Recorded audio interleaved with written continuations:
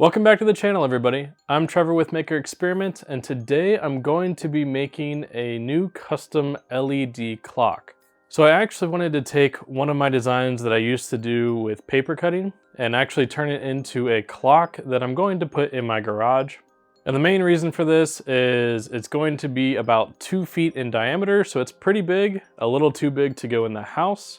And the people over at Johnson Plastics actually sent me the LED portion of the components that I need for this. So I bought some standoffs and I decided to try to put this all together and make it a cool LED project. So let's go ahead and get started.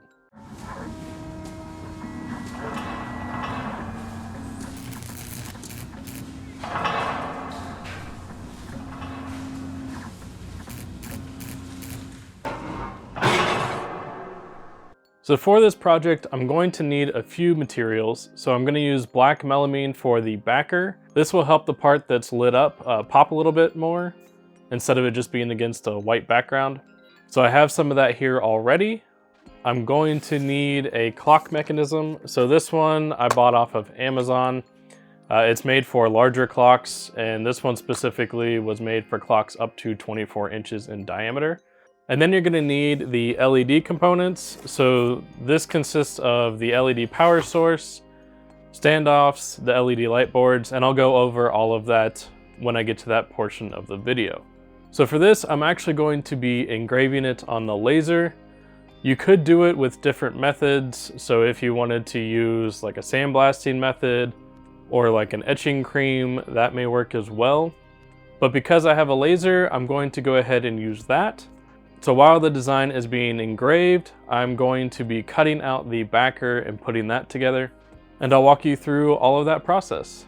So first I'm going to send the design over to the laser and let that start engraving while I cut everything else out. For this project, I'm using 1/4 inch clear cast acrylic for the main part of the clock. This will be what I'm going to engrave the design on. Okay, so the first thing I did was cut out the acrylic part. So the reason that I cut this out first is I like to cut the acrylic with the paper cover on, because otherwise sometimes it'll mess up the face of the acrylic if I don't keep it protected. However, if I keep it on while it's engraving, it creates a lot of residue that gets into the engraving and it clogs up and it just doesn't look as good. So I wanted to cut it out first, then I'm gonna peel off the masking, and then I'm going to stick it back in and engrave it. And while cutting this, I actually used the hole that's gonna be for the LED board, and I cut out this template. So this template fits inside of that hole. And what this template is for is when I go to drill the holes for the standoffs for the LEDs, you can see that there are 2 holes in the standoff. One, which is the smaller one, is for the electrical wires. The middle one is for the stud that's going to hold it all together.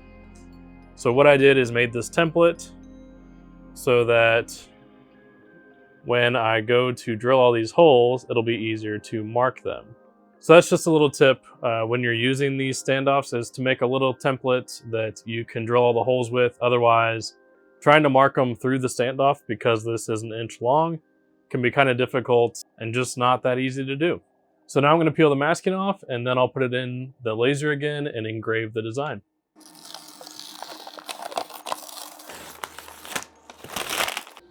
Okay, so while the engraving is happening, which you can see it working right there, that portion is going to take about an hour. It is 2 feet in diameter. The design has a lot of complexity and a lot to be engraved, so that's why it's going to take so long. The settings that I'm using to engrave are 60 speed and 40% power. This is on a 60-watt machine, and it's set to 400 DPI. I tried to do it to 600 just to get that extra little clarity, but it was going to take about an hour and a half, and I just don't have that kind of time. So I'm going to go ahead, do it at 400 DPI. It'll still give a great detailed look. But while that's working, I'm going to cut out the background. So I'm going to grab the melamine and do that part.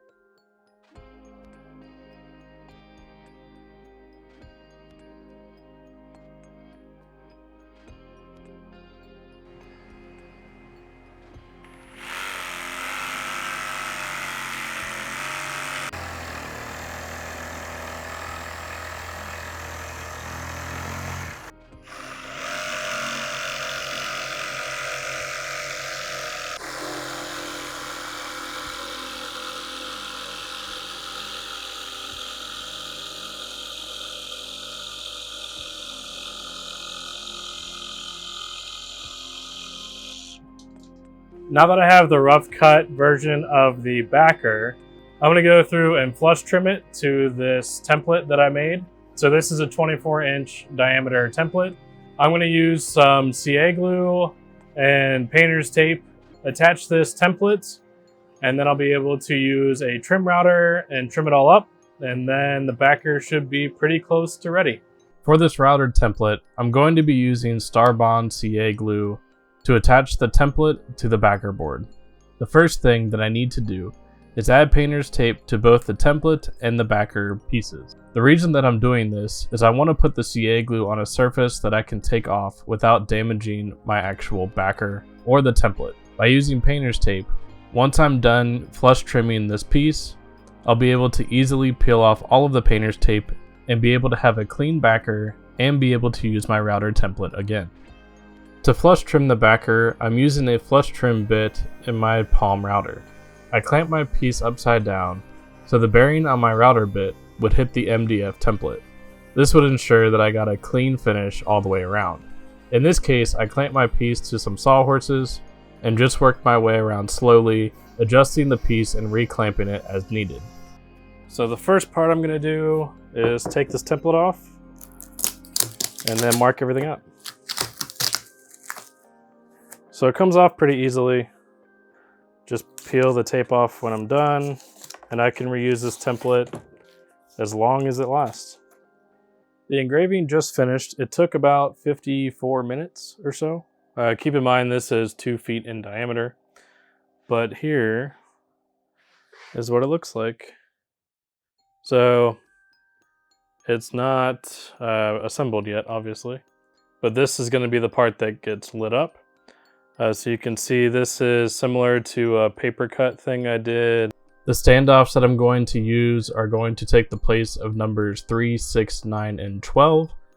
And then all of the other numbers have blended in lines that are inside of the design that I can use to easily tell what time it is, but I wanted them to be a little more subtle and blend into the design more. Okay, so here I have the acrylic part. I'm basically going to just adjust this the best I can by eye, because right now it doesn't need to be perfectly concentric, because I'm going to mark all the holes for where these standoffs are going to be. Once I do this, it should be all lined up piece to piece at least. So the backer may not be perfectly concentric, but the standoffs will go exactly where they need to be. So this is the top.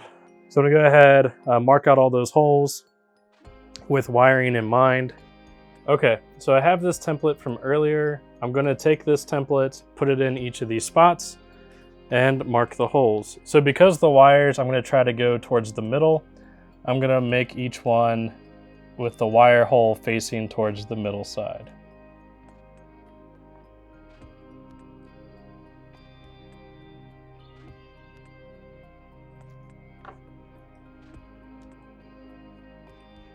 So now that I have all those marked, I'm gonna go ahead and drill them out. Now that I marked all the holes with this template, so again, this template is very useful when it comes to these LED standoffs. So I'll probably end up putting a link to the design file in the description below, and that link will have this part in it. And it is a design file that I am selling, full disclosure, because it helps me keep making videos like this. So there are going to be some free templates and designs that I release along the way, but just due to the time and effort it took to make this one, it is going to be a sellable template for personal use if you are interested. So the larger hole in the center is actually going to be a 5/16 inch bit. The smaller one, I'm actually going to be using an 1/8 inch bit. It might be slightly over that for the actual standoff, but as you can see, the holes are so close together, chances are that when I drill these, the smaller hole is going to end up breaking the wall of the larger hole. And if you are using these standoffs and you need to cut the hole for the LED light board to sit in, so the diameter of these barrels is 1 inch. The cutout you need to make for the LED light board is 13/16. So there's not a lot left for the standoff to cover, but it leaves enough room for that light board to sit there. But all these specs are on Guyford's website, who makes the standoffs in the first place. So now that I have all those marked, I'm gonna go ahead and drill them out, and then I will go into the clock mechanism and start making that cutout. So let's get to it. While drilling these holes, I wanted to go nice and slow so that it didn't chip out the back of the board, and so I can concentrate on keeping the bit straight up and down. I also wanted to make sure that the smaller bit, I didn't break through the wall of the larger hole, so going slow helped me do that. So here you can see how close the holes are to each other. So hopefully I won't break through into the main hole, but it is possible. Now that all the holes are drilled, I'm going to go ahead and just make sure that all of this lines up. And then I'll make the cutout for the clock mechanism. So all the holes look good. I'm gonna go ahead, make the cutout for the clock part, and then get this backer ready to go. So now I have the mechanism. I'm gonna go ahead and trace the cutout. So here I'm just going over it with a white marker to help it stand out a little bit better against the black surface versus pencil. And I'm going to cut to the outside of this white line.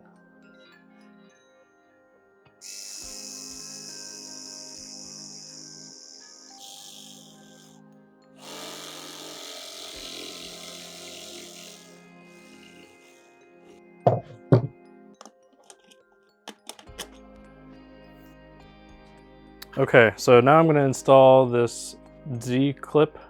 Basically, it's a French cleat hanger type of thing.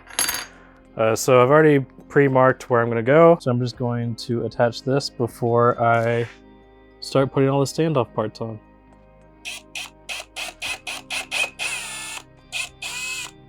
For this, I'm just using 3/4 inch screws, so I don't go out the back of the border.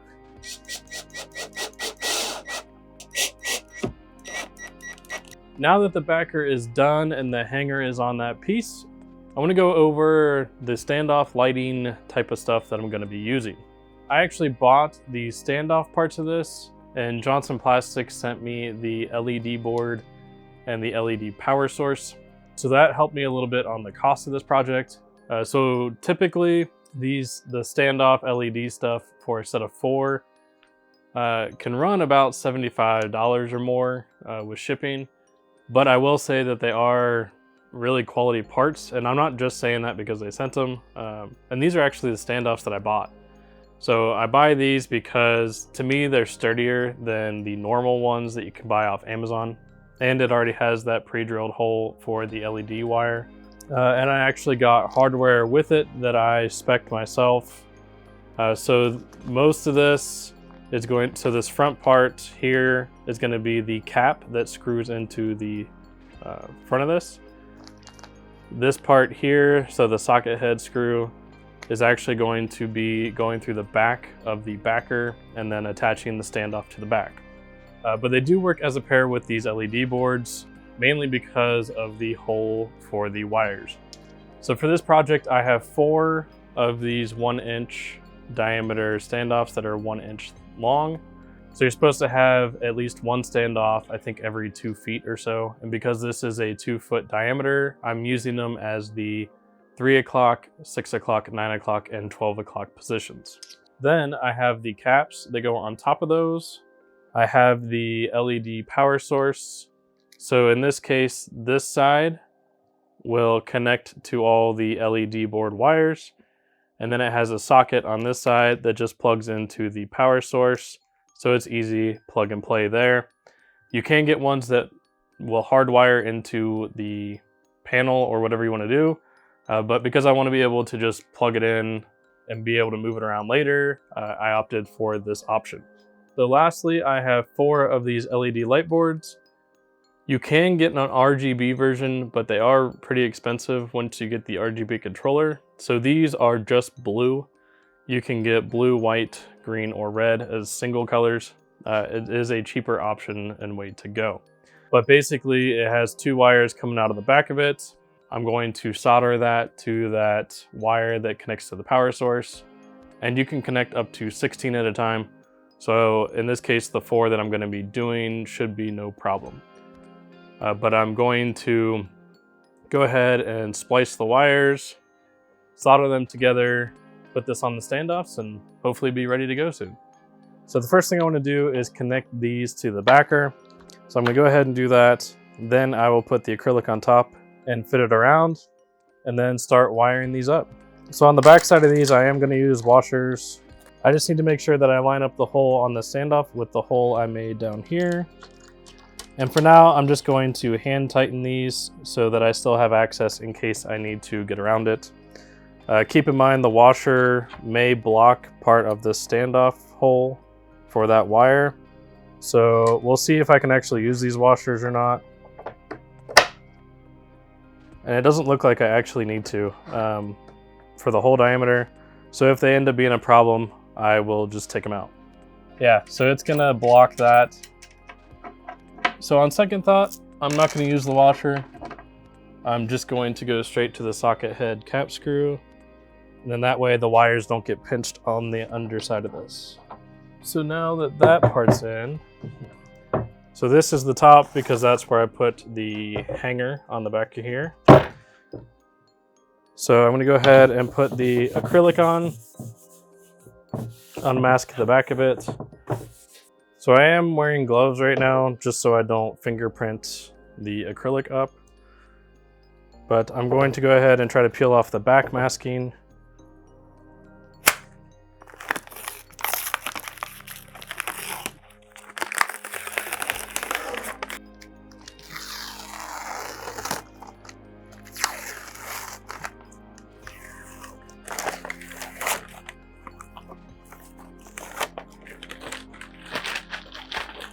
So here's the design without the backer on it.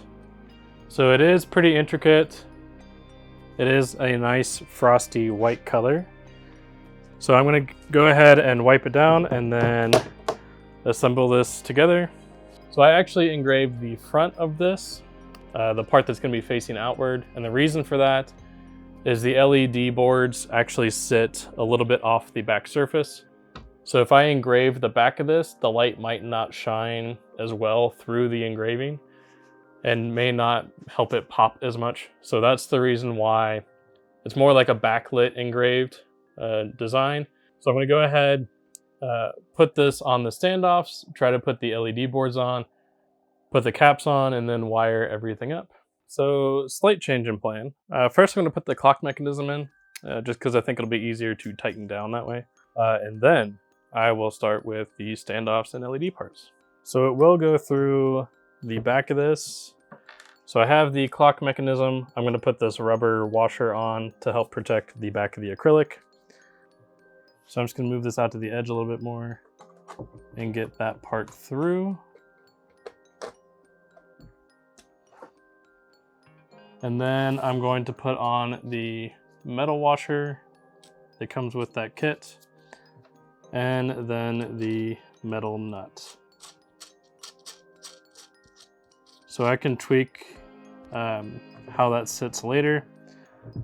So now I'm gonna go ahead and run the wires through this hole over here.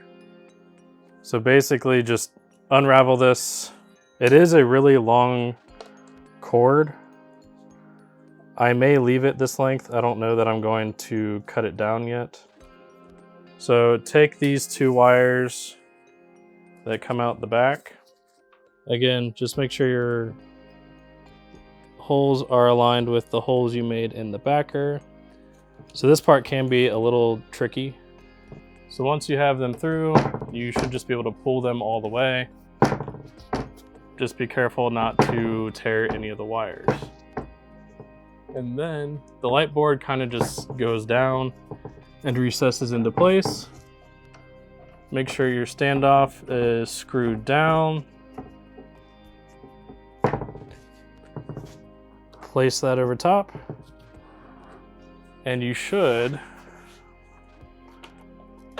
see that the LED board is recessed perfectly in that hole. So I'm going to go ahead and put the threaded cap in. And then this one will be good to go for wiring. I'm actually going to put it in this side first. That way it's nice and snug, and then I'll screw the whole thing down. So then I'm just going to make these finger tight for now. The wires did come through, so I'm just gonna go around and do that to all four, and then start wiring this up. Okay, now all of the LED boards and standoffs are on. What I need to do is flip this over, strip the wires, solder them together, connect them all, make sure it lights up. So the first thing I'm going to do is actually just strip the wires, wire them together, and make sure it lights. And then I will go through and probably solder pieces of it together. And then hopefully we can wrap this thing up. So right now there's not a lot of actual metal showing on the wire. So I'm going to go ahead, strip them back long enough to be able to twist them together.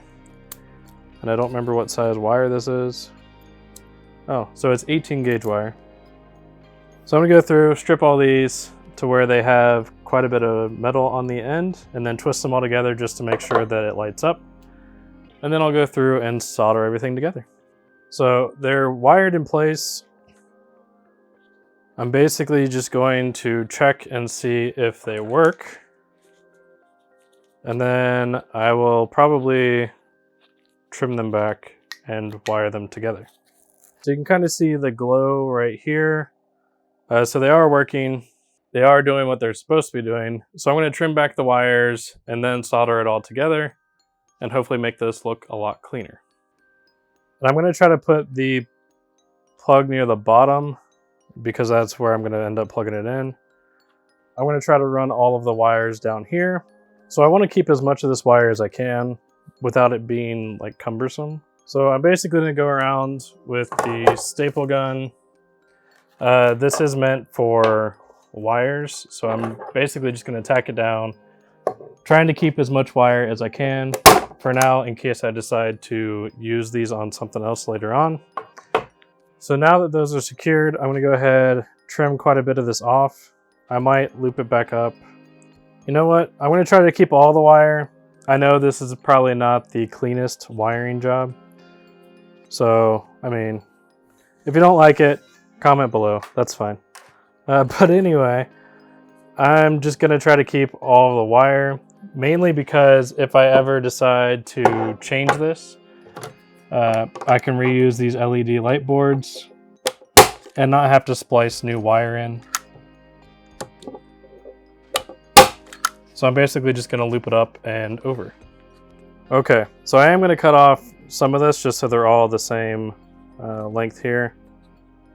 And then strip the wires.